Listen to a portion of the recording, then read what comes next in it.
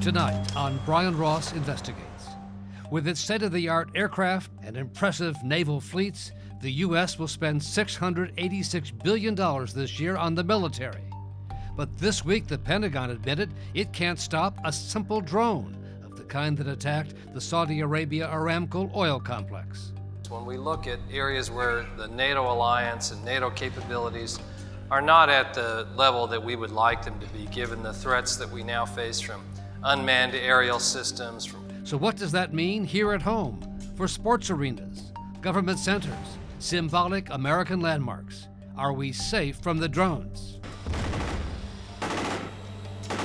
Plus, meet the two women lawyers who say the MeToo movement has gone too far, especially on college campuses. We're first and foremost two females in a MeToo world representing mostly males accused of sex issues. Lawyers on the other side say that's nonsense. I don't think it's a mob mentality. I don't think there's anything that has gone too far. And our shout out.